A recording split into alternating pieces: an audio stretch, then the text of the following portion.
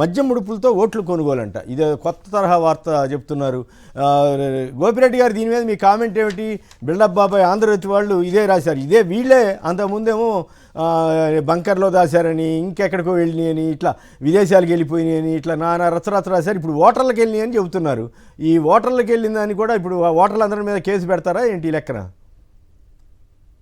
వాళ్ళు ఇష్టం అండి. వాళ్ళు ఏది స్కామ్ లేకుండానే ఒక స్కామ్ అని సృష్టించి అందులో జగన్మోహన్ రెడ్డి గారిని అరెస్ట్ చేయాలి, జగన్మోహన్ రెడ్డి గారిని దీనిలో తీసుకురావాలి అని చెప్పి వాళ్ళే అంతా పథకం ప్రకారం వేయాలి, పథకం ప్రకారం ప్లాన్ చేయాలి, ఇదంతా సృష్టించే కార్యక్రమం చేస్తున్నారు. ఇప్పుడు మీకు ఆదాయం, ప్రభుత్వ ఆదాయం పెరిగింది. ఎక్కడ మధ్యంలో ప్రభుత్వ ఆదాయానికి ఎక్కడ కూడా గండి పడలేదు. ప్రభుత్వ ఆదాయం బ్రహ్మాండంగా పెంచారు. ప్రభుత్వం ప్రైవేట్ షాపులు ఇవ్వకుండా ప్రభుత్వమే గవర్నమెంట్ లిక్కర్ షాపులు పెట్టి దాన్ని నియంత్రించే కార్యక్రమం చేశారు, టైమింగ్స్ పెట్టి. ఎక్కడ కూడా ఇప్పుడులాగా మద్యం ఏర్లై పారి బెల్ట్ షాపులు పెట్టి దీనిలో విపరీతంగా ఇప్పుడు కమిషన్లు ఎంతెంత తీసుకుంటారండి. ఒక్కొక్క స్థానికంగా ఉన్న ఎమ్మెల్యేలు ఒక్కొక్క వైన్ షాపులు సిండికేట్ చేసి 30% నుంచి 40% నుంచి 50% వరకు కూడా వాళ్ళు షేర్లు తీసుకుంటూ ఉన్నారు. ఇది పెద్ద స్కామ్ జరుగుతూ ఉంది ఇప్పుడు ఇవాళ. ఈ స్కామ్ మరి ఎందుకు బయట పెట్టలేదు? ఇందులో ఎవరెవరున్నారు? ఇవన్నీ పాత్రలు చూస్తున్నారా? నిన్న చంద్రబాబు నాయుడు కేబినెట్ మీటింగ్ లో నిన్న మినిస్టర్లు అందరూ ప్రస్తావన వచ్చింది, జగన్మోహన్ రెడ్డి గారిని ఎందుకు అరెస్ట్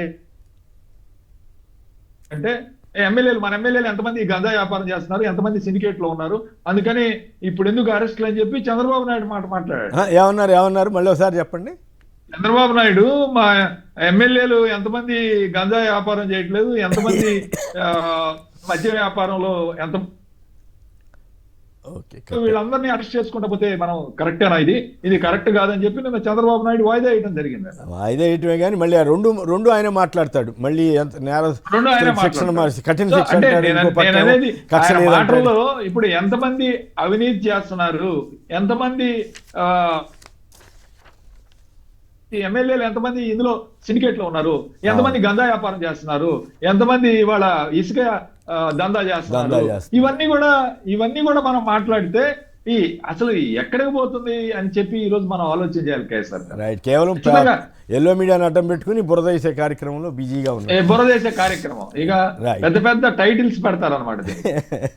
రైట్, విజయబాబు గారు చెప్పండి. రాష్ట్రంలో కొత్త తరహా నేరస్తులంట చంద్రబాబు గారి వ్యాఖ్య. రాజకీయాల ముసుగులో పెట్టరైపోతున్నారంట. అసలు నేర రాజకీయాలకి, మోసపూరిత రాజకీయాలకి బ్రాండ్ అంబాసిడర్ ఎవరని మీరు అనుకుంటున్నారు? మరి ఇప్పుడు కేసులే ప్రామాణికత అయితే చంద్రబాబు గారి మీద కూడా కేసులు ఉన్నాయి కదా. చంద్రబాబు గారు కూడా రౌడీ షీటర్ల దగ్గరికి మర్డర్లు చేశారని అభియోగాలు ఎదుర్కొన్న వాళ్ళందరి దగ్గరికి వెళ్ళాడు కదా. జగన్ గారు అట్లా కొట్టొద్దాయా, కొట్టడం తప్పు కదా అని వెళ్తేనే దాని మీద నేరస్తులకు అండని ఇట్లా ఈ ఎల్లో మీడియాని అడ్డం పెట్టుకుని తెగ ప్రచారం చేస్తున్నారు. ఇంతకీ బ్రాండ్ అంబాసిడర్ ఎవరు? కేసర్ గారు ఒక్క మాట అండి, ఓటుకు నోటు కేసులో అడ్డంగా దొరికిపోయిన వ్యక్తి ఎవరండి? సో మీరు రౌడీ షీటర్ల దగ్గరికి వెళ్ళటం ఇవన్నీ కాదు. అసలు ఓటుకు నోటు కేసులో రెడ్ హ్యాండెడ్ గా పక్కా విత్ వాయిస్ దొరికిపోయింది ఎవరు?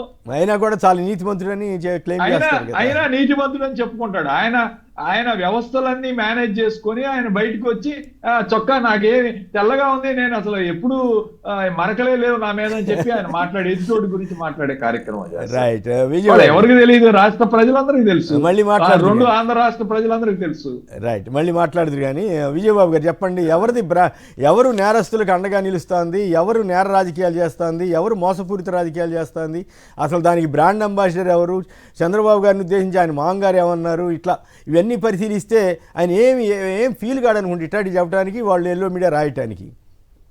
అంటే రాష్ట్రంలో అనేక మంది రాజకీయ నాయకుల మీద విమర్శలు వస్తున్నా కూడా వాటన్నిటినీ కూడా వాళ్ళు డెమోక్రటిక్ స్ఫూర్తితో పాజిటివ్గా తీసుకునేవాళ్ళు. కానీ సరిగ్గా ఇప్పుడు ఏ దళితుల దగ్గరికి అయితే జగన్మోహన్ రెడ్డి గారు వెళ్ళడం నేరం అని చెప్పని వీళ్ళు చేస్తున్నారో, సరిగ్గా ఇదే సీన్ మరి మీకు గుర్తుందో లేదో, ఇప్పుడు ఆ ఏరియా అంతా కూడా ఎక్కువ మంది దళితులు ఉంటారని చెప్తున్నారు.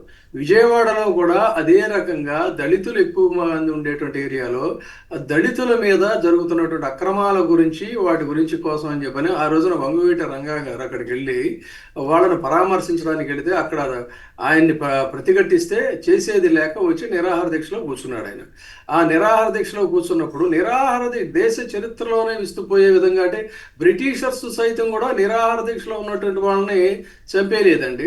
ఆ సంఘటన ఎప్పుడు జరిగింది, ఏ ప్రభుత్వంలో జరిగింది, తర్వాత నిండు గర్భిణిగా భార్య ఉంటే అతగాడు ఏదో రాస్తున్నాడని చెప్పని రాయబోతున్నాడు అనేటువంటి అనుమానంతో అత్యంత పాశవికంగా పింగళ దశరథరాముని హతమార్చింది ఏ ప్రభుత్వంలో జరిగింది, ఏం జరిగింది?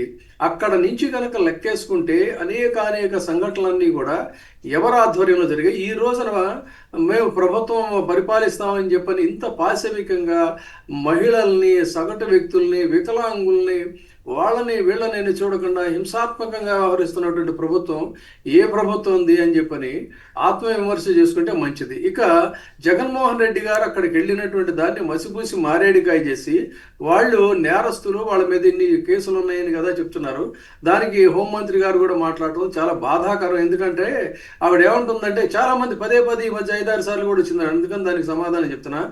నేరస్తులకి కులం ఉంటుందా? ఇది ఒక పెద్ద చర్చ. నేరస్తులకి కులాలు ఆపాదిస్తారంటే ఆమె ఏ వర్గం నుంచి వచ్చిందో, వాళ్ళ తాత ముత్తాతల నుంచి కూడా ఈ సమాజంలో వాళ్ళు ఎన్ని రకాలుగా బాధలకు గురయ్యారో ఇప్పుడు నేను పదే చెప్తుంటానండి. కులం అనేటువంటిది కొన్ని వర్గాలకి నరాల్లో కూడా ఎప్పటికీ మానని సలుపుతున్నటువంటి వ్రణం. కులం అనేటువంటిది కొంతమంది గుండెల మీద నెక్లెస్లా వేసుకున్న ఆభరణం.